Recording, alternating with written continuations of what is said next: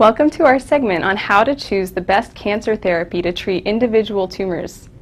I'm Rachel, and I work in the cancer program at the Broad Institute of Harvard and MIT in Cambridge, Massachusetts.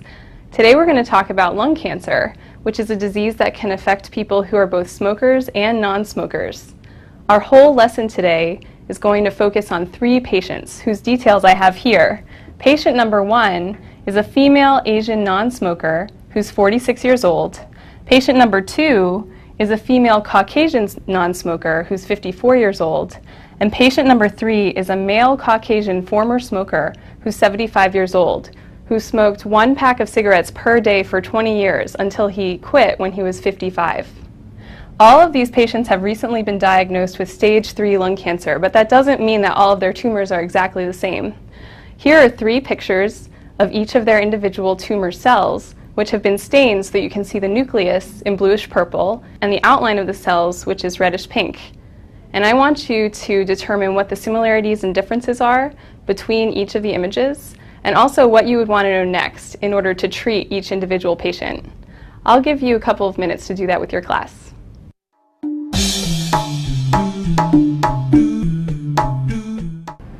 Welcome back. Based on the images you just saw, it can be hard for doctors to determine the best treatment for a patient because tumors that look the same may respond to different types of therapies. But at the end of this lesson, you are going to make a recommendation for each patient of which sort of treatment they should receive. There are 3 common types of cancer treatment. The first is surgery. If a tumor is small enough, it can be cut right out of a patient. The second is radiation, where a tumor is exposed to high levels of energy. And the third is with anti-cancer drugs. There are 2 categories of anti-cancer drugs. One is called targeted therapy, and the other is called chemotherapy. In the first half of this image, you can see a targeted therapy agent, which is a small molecule binding to a mutant form of a protein that's only found in cancer. In the second half of the image, you can see a chemotherapy, which is binding to DNA polymerase, which is the enzyme that replicates DNA. This enzyme is active in cancer cells, but it's also active in any dividing cell, like bone marrow or skin or intestinal lining. Your assignment is to decide which of these 2 therapies, targeted therapy or chemotherapy, is going to have the most side effects and why. I'll give you a couple of minutes to talk that over with your class.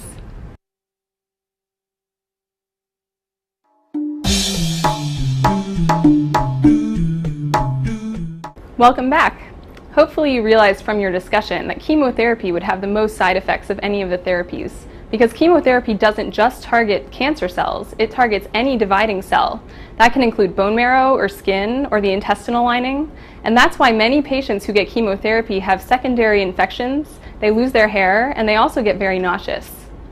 Now I'm going to present to you an analogy of chemotherapy and targeted therapy, where the kitchen is the cell, and the appliances that I have here are each a protein in the cell. Usually you can turn them on and off, and that's very useful. But say that you couldn't turn them off. If I wanted to make a coffee smoothie, and I needed a coffee maker and a blender, in one kitchen, my coffee maker is out of control and keeps dripping coffee into my cup even after it's full. Or in another kitchen, my blender is out of control and spews all of its liquid out of the top and doesn't stay inside. The problem is that they're both out of control. Now I want you to do an assignment where you determine the best way to fix each individual broken appliance. You can either use a rubber stopper, or you can use a lid, or you can turn off the power to the whole kitchen. I'll give you a couple of minutes to talk it over with your class, and I'll see you soon.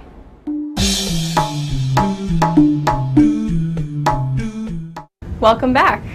Hopefully in your last activity you saw that the stopper was the best way to fix a broken coffee maker, the lid was the best way to fix a broken blender, and turning off the power would fix both the broken appliances, but it would also lead to the side effect of not being able to use your kitchen anymore. That was our analogy, right? That the kitchen was like a cell, and the appliances were like the proteins in the cell. Now, just like you have instructions to make a blender, and if there are mistakes in those instructions, then you'll have a faulty product. The DNA is the instructions to make proteins, and if you have mistakes in your DNA, then it'll also make a faulty protein. Now sometimes we can visualize the mistakes in DNA by looking at it under a microscope. My colleague Melanie is going to show you how we do that. Hi, my name is Melanie, and like Rachel, I work in the cancer program at the Broad Institute. I'm going to show you now some images of DNA from each of the patients that we'll be talking about. Before I do that, I'd like to explain a little bit about where we get these images from. We can use a fluorescent microscope, like the one you see here, and a computer program like this to take images of DNA in cells that have been fluorescently labeled. But before I show you those photos, I'd also like to explain what this DNA comes from and what it looks like. Each chromosome has two versions in your DNA, one maternal and one paternal, meaning one from your mother and one from your father. Each of these versions also includes two replicates joined together. These replicates are identical copies of each other produced when your DNA replicates during normal cell division. We're now going to show you some photos of DNA from all of our patients. In these photos, we're going to ask that you look for rearrangements in the DNA. We've labeled a few genes, one gene A in red and one gene B in green. A rearrangement of these genes, where these genes come very close together on a chromosome, will look yellow, meaning that the colors are right on top of each other. Now we ask that you look at these pictures and tell us if you see any rearrangements and in which patients these rearrangements are. Take a moment to discuss it amongst yourselves and with your teacher, and we'll see you soon.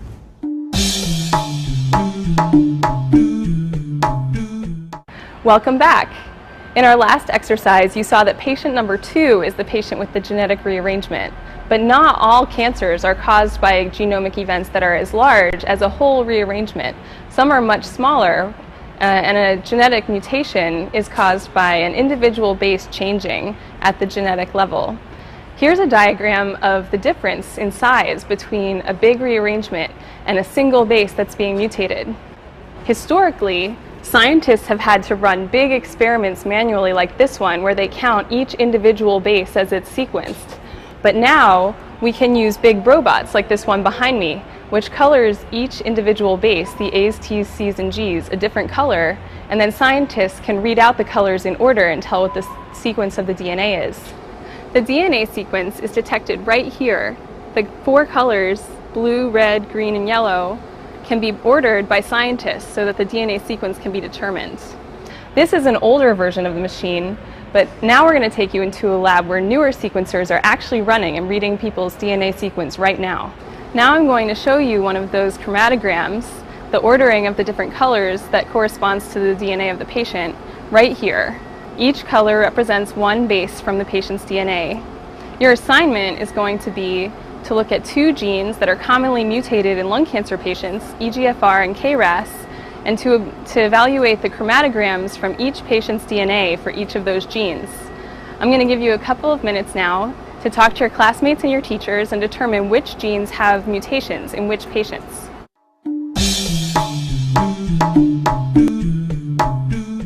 Welcome back. By now, we've seen photos of whole cells, photos of DNA, and DNA sequence for each of our patients. Now, I want you to summarize everything we know about each patient in terms of EGFR mutation and KRAS mutation and rearrangement in the chart in your handout. And then I want you to make recommendations for treatment based on the table of response rates that's on your handout.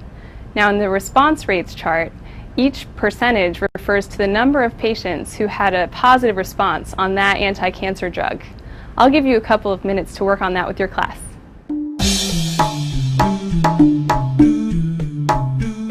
Welcome back. You've probably seen by now that patient 1 has an EGFR mutation, patient 2 has a rearrangement, and patient 3 has a KRAS mutation, which means that patient 1 should be treated with erlotinib, which is a targeted therapy, patient 2 should receive crizotinib, which is also a targeted therapy, and patient 3 should receive regular chemotherapy. This just demonstrates how there are many different cures for many different tumors based on what genomic event each tumor possesses. And that's something that's very different from the way that tumors were treated 10 years ago, before tumors were sequenced routinely to look at which genomic event might be there. 10 years ago, every tumor would have received the same treatment, even though many patients would not have responded as well as they respond to different targeted therapies. This pie chart shows you the number of lung cancer patients who have rearrangements and EGFR mutations and KRAS mutations. But it also shows you that many lung cancer patients' tumors have no known event in their genomes that drive their cancer, and therefore no treatment that we can give them that will target their tumor. One major focus in the Broad Institute's cancer program is to determine what falls into this category currently called unknown for different lung cancers, and to determine effective therapies that can be used to treat these patients. I hope you've been able to see that there are many benefits to DNA sequencing, but there are also many ethical concerns. And if you're interested in questions relating to those concerns, I encourage you to check out our extension activity on bioethics. I hope you've enjoyed our lesson on how to choose the best therapy for individual tumors. Thanks for joining us.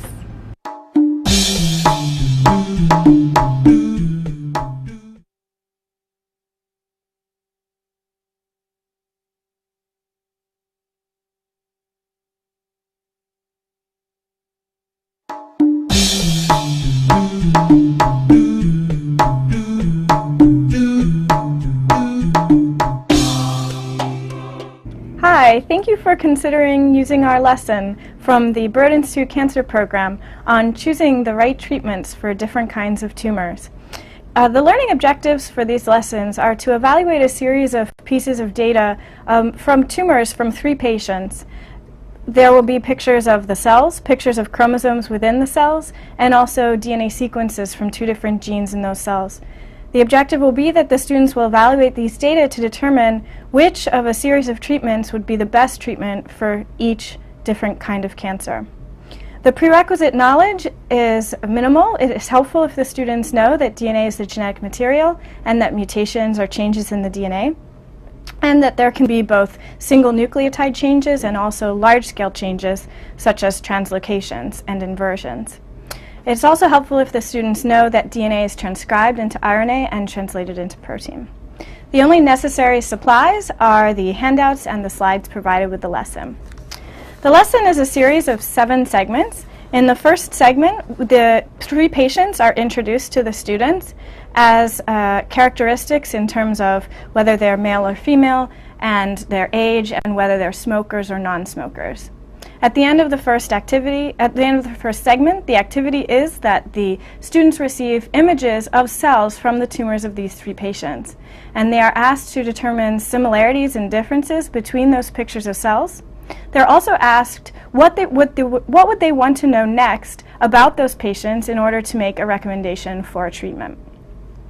When we come back, we go through the major types of cancer treatments: radiation, surgery, and drug treatments. We go through the 2 different kinds of drug treatments, both chemotherapy and targeted treatments. We then have the students predict which type of drug treatment, either targeted treatments or chemotherapy, would have more side effects. When we come back in segment 3, we give an analogy for different proteins functioning in the cell as different appliances functioning in a kitchen. And when there are mutations such that the appliances are overactive, there's different kinds of treatments that you would recommend based on which appliance has gone out of control. So the students are given different situations where there's an overactive blender and an overactive coffee machine, and their options for treatment are a lid or a rubber stopper or just turning the power off in the kitchen. The students then have an activity where they recommend the correct treatment for each of the different issues in the kitchen. And this is an analogy for chemotherapy versus targeted therapies used for different kinds of cancer. When we come back in segment 4, we talk about how, since the DNA are instructions for proteins, if there are changes in the DNA, then faulty proteins can be produced. And we can actually see whether there are changes in the DNA by looking at the chromosomes of the cells under fluorescence microscopes.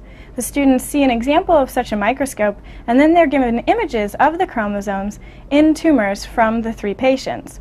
In these images, one gene is labeled red and another green, and if the rearrangement occurs, those 2 genes are brought very close together so that instead you see the red and the green combined to make a yellow dot.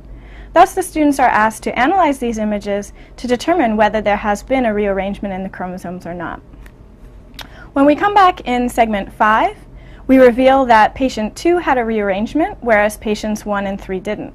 So that we then discuss how there are other changes in the DNA that are not large rearrangements, but rather changes in single letters or bases in the DNA.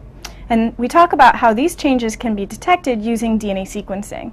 We then provide the students with DNA sequence data from 2 genes, EGFR and KRAS, that are often mutated in lung cancer. we provide the sequencing data in chromatograms of those 2 genes in each of the 3 patients. And then the students are asked to analyze those data and determine which genes have single letter differences in each of the 3 patients. When we come back in segment 6, we give the students an assignment to compile all of the data that they've seen so far for the 3 patients. That is the photographs of the cells, the photographs of the chromosomes, and also the DNA sequence data of the KRAS and EGFR genes. At this point, the students have to determine, using all of these pieces of data, which mutation or genetic change has occurred in the tumors of these 3 patients. The students are then given response rates of how well patients respond to different kinds of drug treatments. 2 of the drug treatments shown are targeted treatments, and 1 is a chemotherapy agent.